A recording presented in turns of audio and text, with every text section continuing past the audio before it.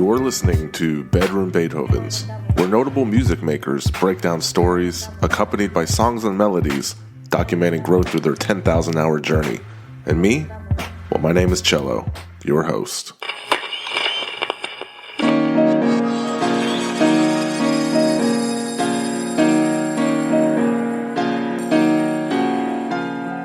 I am a bedroom Beethoven. Greetings, people of Earth. Welcome to episode 139 of the podcast. I'm sorry. Pharoahe Monch 13, Alpha 13, Renegade 13, or whatever you would like to be referred to as at the moment. My guest this week is...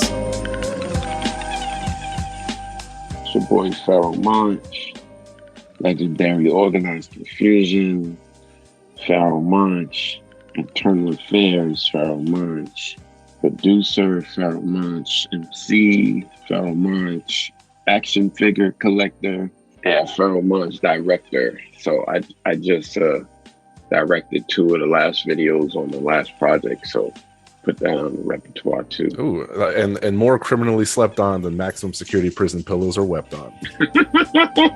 Yo. Let me speak about the way he used to dribble off his knees and in the middle at the same time, guzzling the beer like a puzzle or a riddle, discovering his path through the hoop, scoop, shot, tip at the backboard, oops. Son got hops, never knew he would've threw it. Cool nigga, when it came to school, he blew it. A scholar in acute niggerisms and metropolitans, get tolerant, yo Donovan, hey come around the block. Youngest of three sons, fucking with coupons and refunds, food stamps, still he was a champ. Time to get loose for boots and kicks now. Fuck hoops, gotta impress the chicks now. His mama said, Donovan, why are you on the corner of living and got all rude? He said, mama, listen close, I'ma tell you one time, you're killing my high. Plus I got a 9. This week I'm honored to sit down with the one and only Pharoahe Monch and give you a detailed conversation that runs from art school to the Cannes Film Festival and all the achievements and earthquakes in between. From emerging from South Jamaica, Queens as one half of Organized Confusion in the late 1980s to a new project, A Magnificent Day for an Exorcism with Daru Jones and Marcus Machado. You casuals probably know him best as Simon Says, and the hardcore ones know that he's probably in the top 10 lyricists of all time.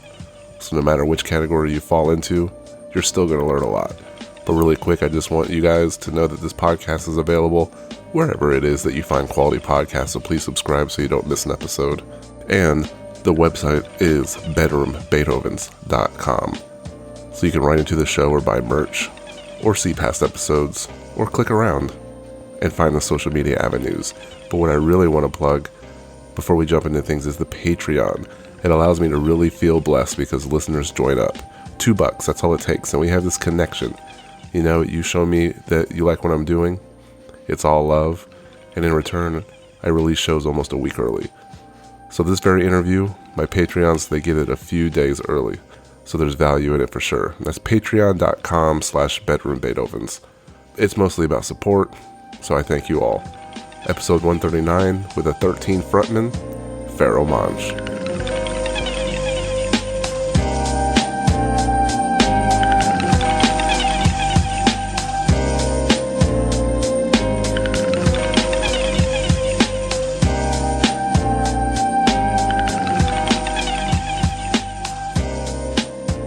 Yeah, but here we are, 30 years after Who Stole My Last Piece of Chicken. And I always joke with people who have, like if you've never seen a Fast and Furious movie before, I tell them, go watch the first one where they're stealing VHS players on the back of semi-trucks, and then watch the last one where they're off on the shores of Cuba, crisscrossing the globe to stop anarchists from unleashing chaos and stop nuclear weapons. Like you go from racing for pink slips to gathering nuclear bomb codes. And I feel like that's the same. If you listen to Who Stole My Last Piece of Chicken, and then you go to Time for an Exorcism, it seems like, that it's that much different from each other. There's always been that juxtaposition and that dichotomy and that whole scale oxymoron in terms of my beginning, hence Organized Confusion. Like, even on that album, you got Wind of Us through Last Piece of Chicken, Prisoners of War and Hypnotical Gases, like post-apocalyptic themes are still on that record. So for, singing is still on that record. Like a gospel record is still on that record. Like the hood is still on that record. So when my manager was saying lately that on the second record, Extinction Agenda, he was like, it is almost a perfect caption if you peel back a few layers of dudes who were literally in the midst of the height of the crack era in New York City and Queens, South Jamaica, Pappy Mason, Fat Cat, Supreme Team, but also nerds in those themes of like comic book fans and navigating through that whole situation. I mean, it's incredible when you think about it, even adapting to the lifestyle. Like, I was talking to OC the other day, not to incriminate anybody in the crew, about how we would roll to shows with like machine guns, Glocks, sawed-offs, like when we would do out of town shows, like how crazy and, ignorant it was for us to be that heavy going into other states, but we did it. And it was a blend of that mentality and a nerd mentality, because me and Prince both went to art school, and we both enjoyed the things that any kid and any teen should enjoy growing up in that environment. But we wanted to illustrate, both sides of it, the imagination to dream and also the reality of what we were, really dealt with in South Jamaica, Queens. Yeah, definitely. It was a sign of the times. And Do Me Right was on the podcast, who was also signed to Funkin' Klein's label. And he was telling me a few stories, like on Hollywood Basic label trip, you guys experienced an earthquake in Tokyo. But on that trip, yeah, man, we were like on the fucking 100th floor. And I'm looking out of this giant window because the building is mostly glass and the buildings are swaying like some electric boogie type shit. I mean, swaying. And I'm like, am I bugging, or are these buildings like really swaying right now? And somebody was like, yeah, they're built to do this because we're experiencing an earthquake right now.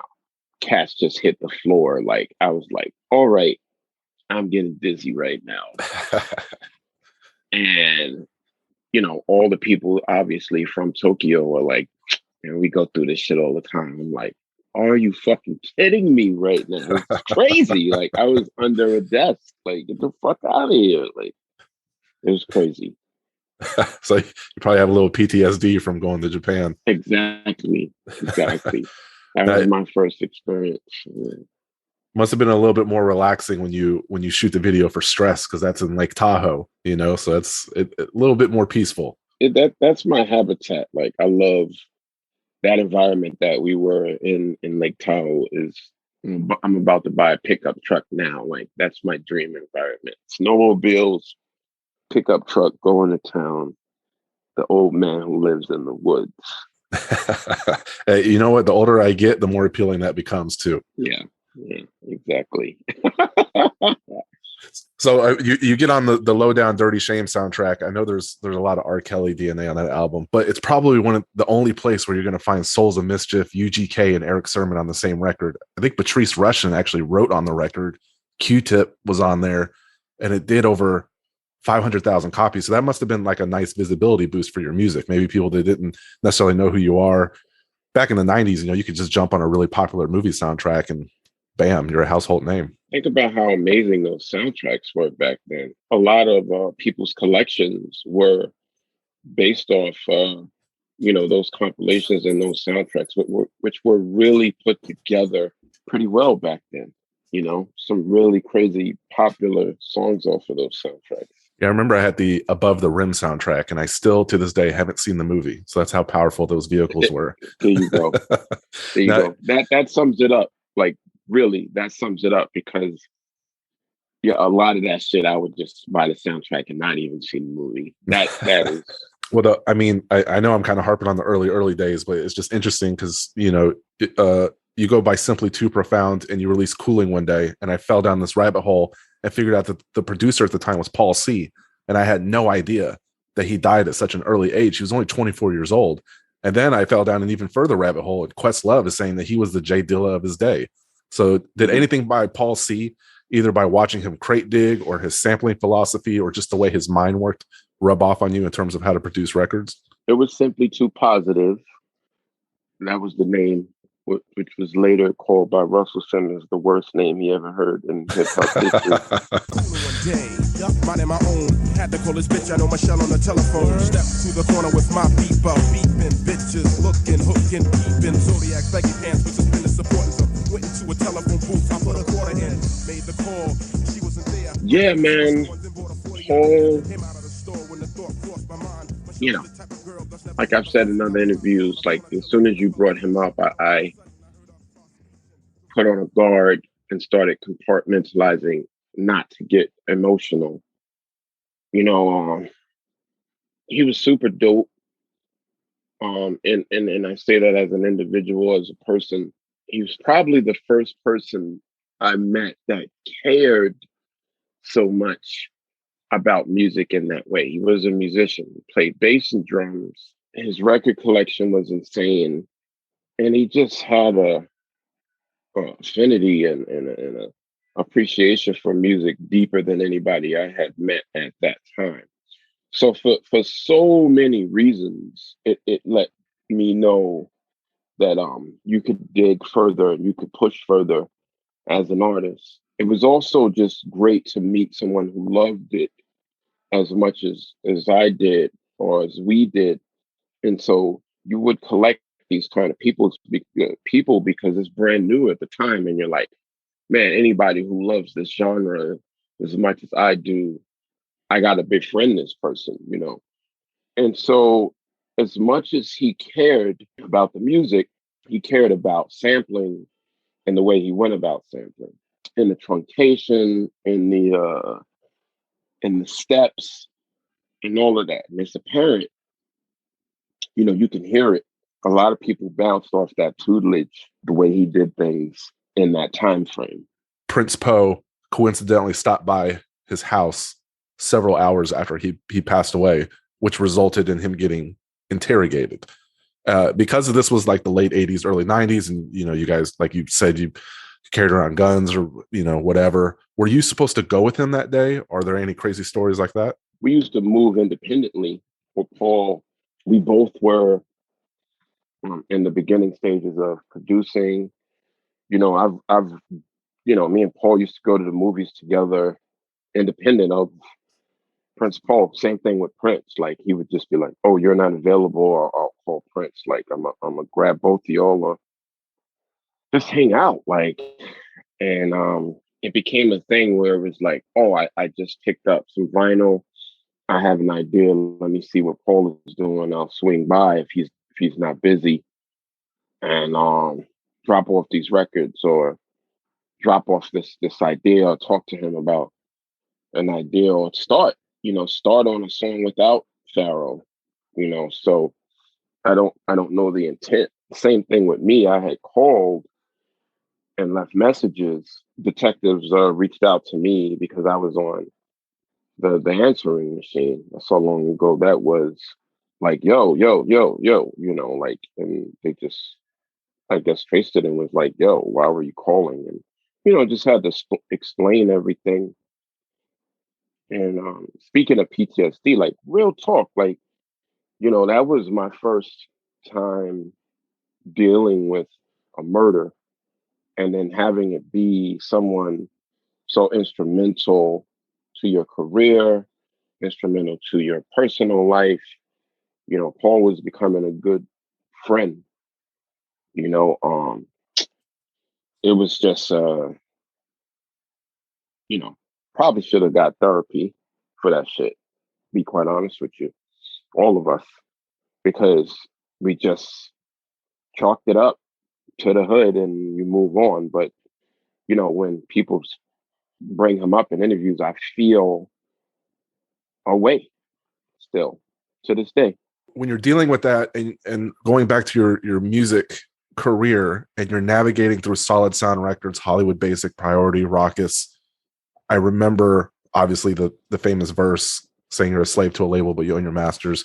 Signing the Def Jam was the original goal, right? Even back then during that time, Def Jam kind of like these are just stepping stones to get to Def Jam. We were the quintessential rookies, quintessential novice artists. You know, we made a demo with our guy in the basement with him scratching records, flashing records and bringing records back and us rhyming the way it was done in the park. And we just took it back to listen to it. I took my tape home to listen to it. And fortunately, when I got home and I listened back to it, I was able to be like, this is the worst shit I've ever heard in my life. Like, you know, and speaking of myself, I was like, you suck. And I look back and I was like, what a blessing to be able to hear that you suck. Because most people can't hear it. I was like, this isn't good. I know we've been practicing, but it's not up to par with what I like. And we worked and we worked and we worked until my DJ and Prince and I was like, this shit is really good. Like, this shit is, I got goosebumps. And I was like, goosebumps don't come, you know, easily. This is just in the basement with turntables. This is not studio recording, nothing. And so that aspect of it, I think, brought us to a level where we weren't just trying to record, where the shit was like, you know, a different level of technique and skill and musicianship that you don't get anymore because cats don't practice that way. They don't practice with one microphone, 3 MCs, when a cat on the turntable having to stay on time, else you fuck up the timing. Or if somebody fucks up the timing, you learn how to work around fucked up timing. All those battle scars turn cats or whip cats into shape to become who we were and to record like we did once we got to that level. You know, independently, we started and then we met Paul. Paul heard us in the studio and realized that we were cut from that cloth, you know, offered to work with us. And then when we were able to work with him, he was the first one again who was like, this is shit. Like, what is this? Like, count your bars. Like, what type of fucking verse is this? Like, what the fuck's going on? Where's the structure? You know, I'm like, huh? You know, at that time we were getting a little reputation, and these were the first times that people were like, you're not as good as you think you are. You know, like, you need to get it together. What's your favorite band? You know, the same tutelage that the master gives to all the students in this game. Oh, I like Public Enemy, and I like, go home and listen to those fucking records and listen to the structure, and then come back. You know, some real fucking Mr. Miyagi shit, because you guys obviously don't know how to make a record to the capabilities of how I want to, you know, see your potential. And so that's who Paul C was. Yeah, the first person to be like, you could do that again. You could write that better. It needs to end better. So after we worked with Paul C on the demo, we're in the car. Like, even back then, I had paused up like Immigrant song, Led Zeppelin, and was rhyming over that shit in his car.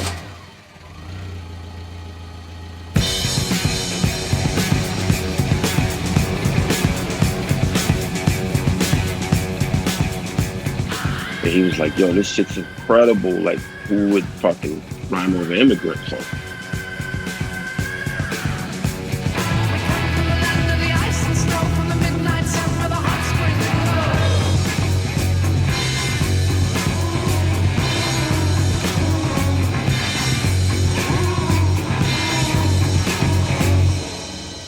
We're talking early 90s, you know? We did the demo with him, and Bobbito got hold of the demo, and that's how our demo got to Def Jams. Bobbito took it to Russell Simmons along with Nas. And Russell was like, these guys are kissing Coogee Rap's ass, and this guy's kissing Rakim's ass. I don't want to sign either of these fucking people. He turned them both down. Oh, wow. Later, I found out that he softened up to us. We were on a phone call with him, and he was, he's responsible for organized confusion loosely because he was like, what the fuck kind of name is simply too positive? And I was like, STP, STP, that's the, he was like, bullshit, still sucks, change it. And then I was like, all right. We changed the name to Organized Confusion. And eventually he came back with an offer that was lower than what Hollywood Basic had offered. So, like young kids, we just decided to go where the money were and where the freedom was, because we had some understanding that if we went to Def Jams, it would be more of a controlled situation over there than the freedom we had with Hollywood Basic. I mean, it makes a lot of sense. And once you get some traction on Organized Confusion and you want to get started on your solo journey, and you ask Poe for your blessing to go in the studio and work on some material to get a deal, what if he said, no, let's just do a hiatus and come back as Organized Confusion? If he would have said that, would Eternal Affairs never have been a thing? Probably would have never been a thing. But he saw that I was exhausted. The scenario is we were coming out of the Equinox record, which we really worked really hard on that record in terms of the production and skits and storyline. Had a falling out with the label, and I was just exhausted. I needed a hiatus, and the obviously the routine is run back in the studio. That's the hip hop routine. Can't take too much time off. Run back in the studio and work on record 4. But I was emotionally drained from that record, traveling back and forth to LA. The last record was on Priority. I was kind of disappointed with that whole effort, and was like, fuck this shit, man. I am going to go into hibernation and meditation mode and think about the totality of the whole spectrum of what it takes to put together a good record and not just beats and rhymes. And I took a hiatus. In the hiatus, I'm like, what I found out is I have all of this shit internally that I felt would be unfair. Originally, it was a lot of personal shit. Like that around that time, coming off of that situation is more of what like PTSD is about, the album PTSD, which I wasn't going through what I'm rapping about on PTSD during the recording of that album. I was probably going through that around the time of stress going into Equinox, which makes all the sense of internal affairs. It wasn't about some fucking cop or detective story. It was about me just vomiting out all of these emotions. Next year is the 15th anniversary of Desire. I just wanted to point out that Alchemist beat was done long before it came out. It was done when you were on Raucous, and you breathed new life into that. And Alchemist called you the greatest of all time after that. I don't know if you knew that or not. I think being a big sports fan, it's important. Context is important. And as you get older, obviously you gain more wisdom and insight into lineage and years and era and context. And around that time, it's important to put things into context. Like I heard Yassine say recently, those moments in New York City itself was shaping us as who we were then and who we would become, it's not the same anymore. It's impossible to go back into those moments. So in that time frame, if you think about it, for Alchemist to say that about me says a lot. It's similar to the NBA when the rules were different. You know, if you were in an MVP talk back then, you know, it just was different. Your game was different. Not saying better, but just different. And if you watched the way Jordan was played and the way that he was defensed, you know, you have some context into to why people revere him the way that they do. If you didn't see that, then you don't have any context. So when you tell me that he says that, it blows me away. There's a lot going on at the time. MCs were striving for different things at the time, different love from the audience at the time. Politically, socially, and business-wise, the music industry was just in a completely different place. Monetarily, the economy was different in America at the time. So all of these things were shaping our approach.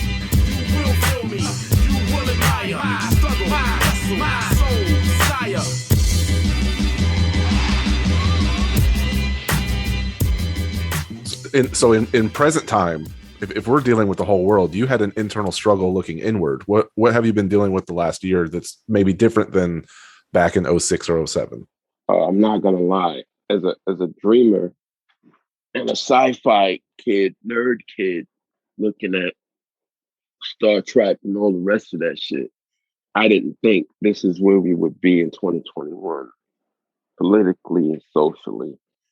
Obviously, there's differences going on, but there was, outside of the whole racist shit, which was obviously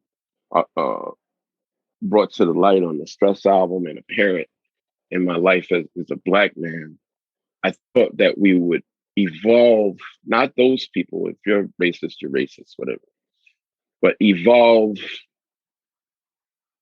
consciously in the interconnectedness of us all globally and find a greater camaraderie. I thought the camaraderie amongst us as humans would grow and strengthen as we would be able to see that we're just borrowing this time anyway. What sense does it make to be selfish in so many different ways? And this was like the thoughts that I had as a kid. So in the division that we have right now, it's very disheartening. Not even just as a Black man, but it's just disheartening as a fucking human. I'm like, this is fucking repulsive. They got us. Because if you could have division amongst the people who would normally be divided for things that can be remedied, not easily remedied, but remedied, then the trajectory is off. Because it's only natural that things evolve. And in that sense, it's shaping how I think about and how I create. You either create through it, create about it, or you're not even noticing what's going on, and then that type of art even feeds the people who are unaware of where we're at. Does that make any sense? Yeah, it seems like your perspective on the world kind of reflects on who you are as an artist and how you kind of perform creatively. Exactly. I want to, if you get it, if I feel you get me vibrationally, and then I'm gonna do this shit for you and try to bring some joy to your consumption of art in that sense. I mean, because going with that, and I might be off base with this, but I feel like Simon Says is a very hard song for you to enjoy, because I don't know if Brian and Jarrett Meyer, maybe you've entrusted a process to them. You entrusted a sample to get some kind of clearance, and that might have been a mistake due to you being so young. And by trusting them with the process, it kind of soured maybe you sampling or enjoying the music for X amount of time, because this lawsuit for $12,000 blew up to $500,000, and maybe in hindsight, Rocka should have paid that and avoided the spider web of headaches that ensued. And maybe absolutely 100%. The business of this was totally fucked up and terrible. At the same time, the evolving of it is divine, and also I am where I'm supposed to be in this moment, in this interview, exactly where I'm supposed to be. Why do I say that? I absolutely love that song, and I absolutely perform that song in a stadium with the love and fervor and joy that I always did for a stadium or for a fucking bar of 8 drunk people. I love the record. I understand what the record has done for me. I understand what the record could have been, but I also understand in my twisted X-Men fucking brain that alternate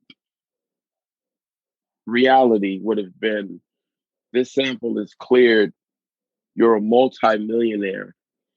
I don't know if it would have been the right thing for me to do, to buy a Ferrari in New York City in that time, but I definitely would have. And we don't know what would have happened. We don't know. I don't know what would have happened. And so you can't look back that way. I mean, in the moment, I'm like, you stupid motherfuckers. But as the wise old man, I'm not there with it. I haven't been there with it in quite some time, because I know that I am where I am exactly supposed to be. I mean that literally. I mean that, of course, I could run a scenario where I'm already in the woods. My house is 5 miles off the main road. It's made of red oak and glass, and there's a secret escape way back to the back roads through the basement in case of a zombie apocalypse. And it's my dream home. That could be the scenario, and the scenario could also be, remember Pharoahe Monch? He drove his Ferrari off the 59th Street Bridge into the fucking river. Oh yeah, you remember Pharoahe Monch? He got in the studio with Jimmy Page and Puff Daddy, and and made a song for the Godzilla soundtrack that didn't age very well. Yeah, exactly. And you're not alone, because Toho, they sued Rugrats, the cartoon Rugrats, which contributed to them going off the air. They're very notorious for doing that. And but I prefer, like, who was it? Ronnie Size did an amazing remix of Simon Says. I'm a big fan of him. It's heralded a classic, and sure, I mean, the Puff Daddy song they probably poured millions and millions and millions into that. And samples are a bitch. They're a bitch. And did you know that Every Breath You Take, the song that he did for Biggie with the Police sample, he pays Sting $2,000 a day for that sample because he didn't ask him for it, and they settled it after he took it without asking. So because Biggie died, Sting literally never has to work a day in his life ever if he chose. And I read stuff like that, and it's such a fickle business, and crazy how things work out. So I'm glad you have that perspective. Like, your life is the way it's supposed to be. Everything kind of panned out the way it's supposed to be, and it seems like you're the happiest that you've ever been. Like, you landed a late night show 30 years after Organized Noise started. You're telling me no Letterman visits, no Leno, no Kimmel, no SNLs, but it's finally happening with this new group. It's awesome. It's amazing. And I am, people who know me, they know. I mean, these are friends from Hall C. You know, I was talking to my best friend who came to the show we had in Brooklyn, and he said he was in tears because he knows how long I've been talking about a project like this. He's seen the different incarnations of this project, me being like, yo, I'm a rap over immigrant song, to nah, you know, anybody can rap over immigrant song. I need to find cats who are nice enough to fucking make immigrant song. You know, my manager being like, yeah, you know, I know you've been talking about this shit for 10 years, but it's not real unless it's real. And as a fan of both genres, he was like, I'm not going to take you seriously, you know, about what I hear coming out of your mouth versus what I'm seeing. And was super instrumental in me being like, yeah, I agree with you. As a you know, fan of both genres, I don't want to bastardize either genre. And in the past, when people have done these mashups, I haven't liked the MCs or the rhymes or the bars or the songs, or I like the MCs and I didn't like the production, or I liked the MCs and it didn't quite, you know, I'm like, it's not funky enough, it's not black enough, it's not rock enough, it's not soulful enough, it's not dark enough. You know, it would always be a version of it that would fail somewhere with me and on the chart in terms of checking the boxes for me. And so, you know, people who know me know that I spent a lot of time in being like, I want the rhymes to be a certain way. You know, I want it to still feel like hip hop, but I wanted to be so rock that hip hop dudes are like, what the fuck is he doing? You know, and that's a hard balance to get. I wanted to be so dark that people are like, what the fuck is this voodoo stuff?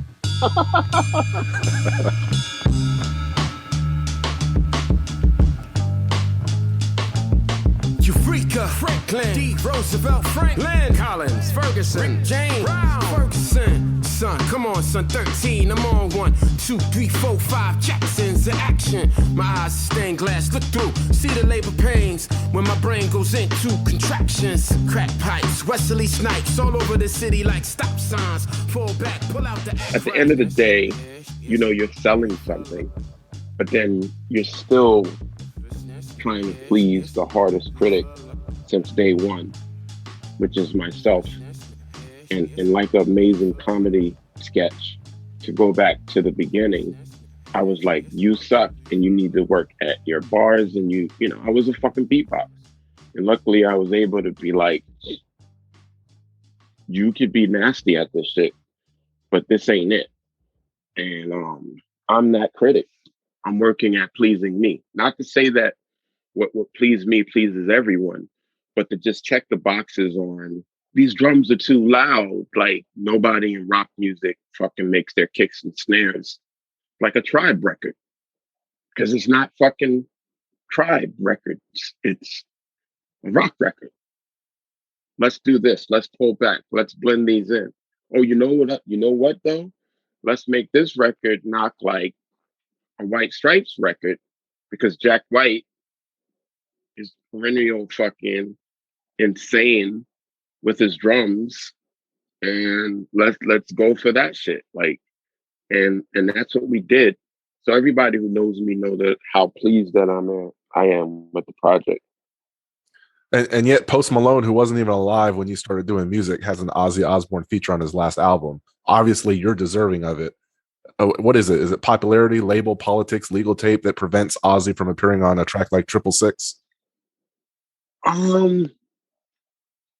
We were more interested in getting the fucking music cleared than we were with getting Ozzy on the record.